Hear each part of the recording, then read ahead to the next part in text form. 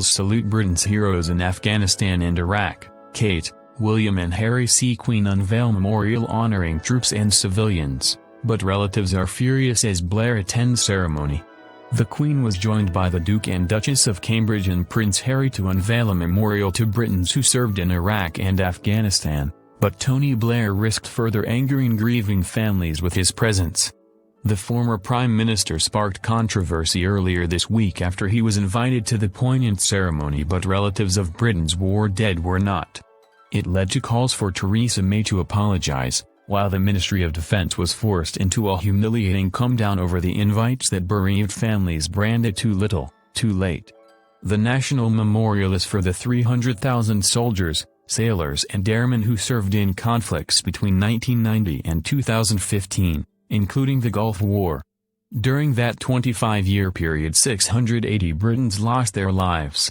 Prime Minister Theresa May, the Duke of Edinburgh, Prince of Wales, Duke and Duchess of Cambridge, Prince Harry and senior figures from the cabinet attended the somber ceremony. They were joined by former Prime Minister Sir John Major, David Cameron, Jeremy Corbyn and Mr. Blair, who was accused of having blood on his hands after he took Britain into Afghanistan in 2001 and Iraq in 2003. Around 2,500 invited guests, including representatives of veterans, serving military, bereaved families, charity workers, civil servants and politicians, were at the military drumhead service on Horse Guards Parade in Whitehall. The event was overshadowed earlier this week after grieving families reacted with anger when it emerged Blair had been invited to the unveiling but they had not. Family members of the war dead said it was a disgrace. Reg Keyes, whose son Lance Corporal Tom Keyes, 20, was one of 6 Redcaps murdered by an Iraqi mob in an ambush weeks after the invasion in 2003, said, "I would not have thought Tony Blair would have been a welcome face at such a service given we were misled over the Iraq War. I'm sure his ego will not allow him to stay away from it.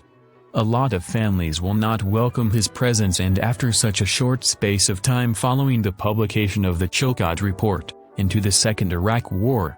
Had I been invited I would have gone to honor my son, but nobody invited me." Bob Wright, whose son Corporal Mark Wright, 27, died in a minefield in September 2006 in Afghanistan, said, "Tony Blair is the man that started the ball rolling and we lost a lot of lives needlessly because of him. You would not have expected him to have been invited." Corporal Wright's father was also critical of the invite received by the leader of the Labour Party, who is in attendance today along with Scotland's First Minister Nicola Sturgeon. He said, "Jeremy Corbyn does not support the army. Why has he been invited before the families?" The Ministry of Defence made a last-minute climb down following the snub of bereaved families earlier this week, asking anyone who had not been invited and would like to attend to contact them. Prime Minister Theresa May was later urged to apologise for what was described as a careless oversight. She told Parliament no one from the bereaved community had been turned away, adding that the Ministry of Defence would make every effort to ensure relatives who wanted to attend were able to do so.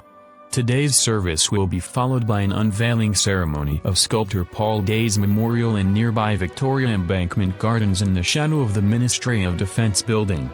The artist also designed the nearby Battle of Britain monument as well as the meeting place, a large bronze statue of a couple embracing at St Pancras railway station in London. The memorial is not intended to focus on the fallen and bears no names. But it commemorates the duty and service of those who put themselves in harm's way to protect the nation's interests far from the UK, helped those in danger or worked to improve the lives of those in the Gulf region, Iraq and Afghanistan from 1990 to 2015. The number of British Forces personnel and mod civilians who died while serving in Afghanistan is 456, for the Iraq conflict it was 179, and the Gulf War 47, according to figures from the Ministry of Defence. Among the guests was former Royal Marine Commando Pete Dunning and his wife Lauren, from Wallasey in Merseyside. The father of 2 was serving with the Armoured Support Group Royal Marines when his vehicle was hit by a roadside bomb as they made their way back to the Sanning crossing of Helmand River in May 2008. The driver was killed while Mr. Dunning lost both his legs. fractured his spine, punctured a lung and suffered burns to both arms and legs. His life was saved by emergency surgery in Camp Bastion and almost 2 months of care at Birmingham Selly Oak Hospital, including 5 weeks lying flat on his back. Despite his horrific injuries, the 31-year-old found his way into skiing, spending 2 seasons on the British disabled skiing team until an injured shoulder curtailed his career. Mr. Dunning said, "I don't regret a day of my service, even when I got blown up. Being in the military is the best job I've ever had, and if I could go back in there today and do it all over again, I would. I am proud of my service. In the military we get told where to be, what to do and how to do it, and that's exactly what we did when I was out in Afghanistan. Was it worth it? I would like to think so. I'd like to think we helped some of the people out in Afghanistan so they can try and live as free as possible so they can enjoy their lives." A guest of the Royal British Legion, Mr. Dunning said he sees the unveiling of the memorial as a deserved thank you to all those who served during the conflicts, both military and civilian.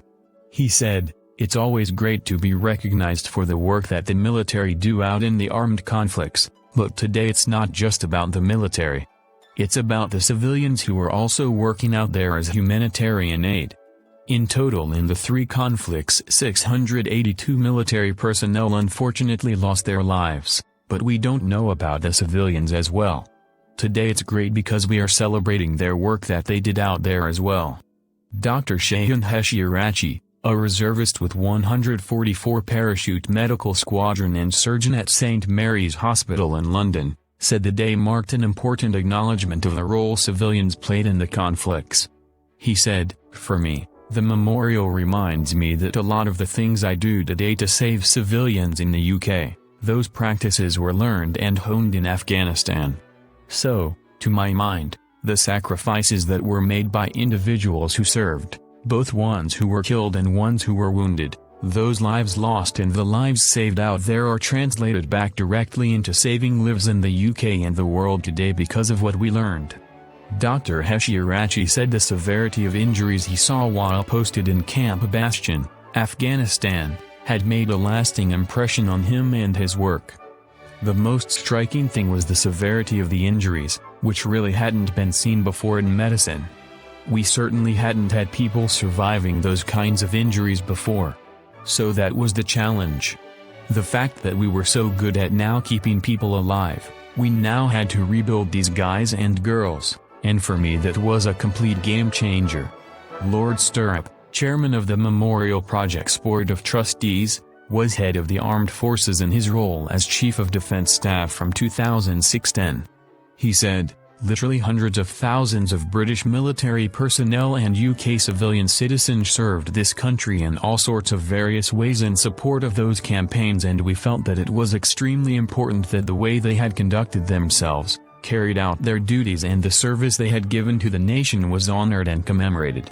So the memorial is exactly that. It's to commemorate duty and service. It's not about the campaigns themselves per se. It's about those principles which are important in any civilized society and have always been an integral part of who and what we regard ourselves to be as a nation.